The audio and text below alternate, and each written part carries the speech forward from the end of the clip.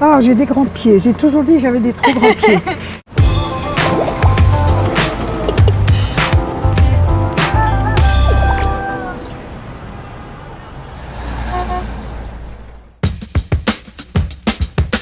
On est parti pour une petite balade dans Paris. Oui. Donc le but c'est de faire connaissance avec vous nous racontiez un petit peu votre parcours. Et qu'est-ce que vous pourriez vous présenter en quelques mots, un petit peu sur qui vous êtes et comment vous en êtes arrivé ici? Eh bien, à l'origine, je suis Lorraine, je suis née à Nancy. J'ai fait mes études universitaires à Nancy. Je suis licenciée en philosophie. Mais la philosophie qui m'a toujours passionnée n'a pas éteint le désir que j'avais d'écrire.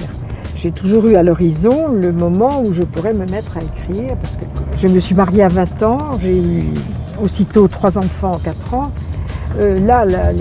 C'était pas question d'écrire. Donc, tout ça a été reculé.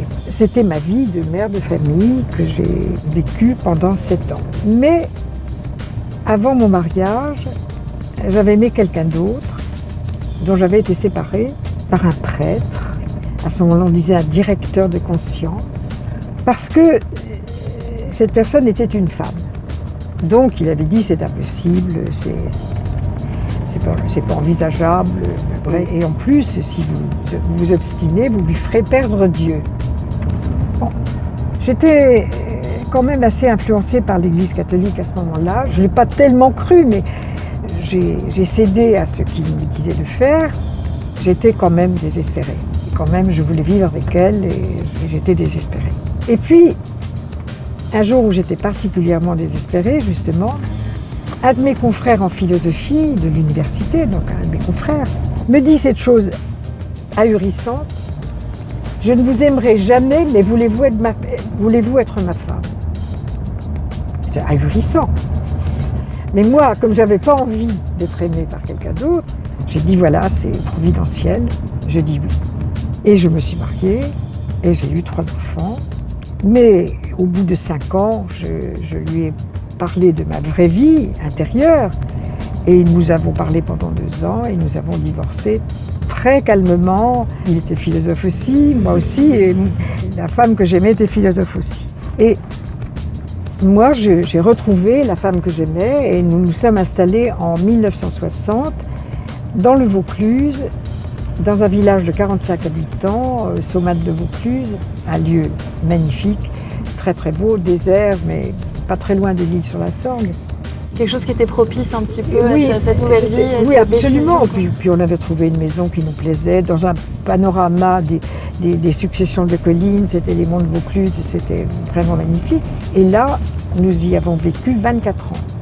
Seulement là, j'ai commencé à écrire. Justement, sur ce côté roman, littérature, est-ce que vous pouvez nous aiguiller un petit peu sur les inspirations que vous avez et sur le style littéraire qui vraiment vous incarne, vous caractérise? Alors, mon style, il est spontané, ma façon d'écrire, je ne l'ai pas cherchée, elle est venue toute seule.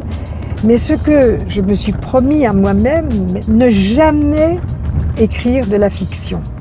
Aucun de mes romans n'est une fiction. Ça repose toujours sur quelque chose de vécu, soit par moi, soit évidemment dans la plupart des autres romans, par d'autres que je connais parfaitement bien. Donc, la femme que j'aimais, avec laquelle que j'ai retrouvée, et nous avons vécu, je pense, depuis 1960, on vivait ensemble. Malheureusement, elle est morte cette année, le 26 janvier de cette année. Mais le 16 septembre 2015, nous sommes mariés à la mairie du 5e. Du coup, avec toute la famille, tous les gens qui vous ont soutenu pendant toutes ces années. Des amis. Quand même, on vivait depuis 1960 ensemble.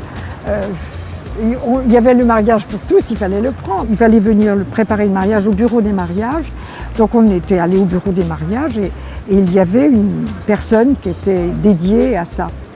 Donc c'est avec elle qu'on a parlé longtemps et elle a été émue par notre histoire et elle a fait un discours extraordinaire. Qui vous a touché, j'imagine. Ah oui, vraiment. Ouais. Vraiment.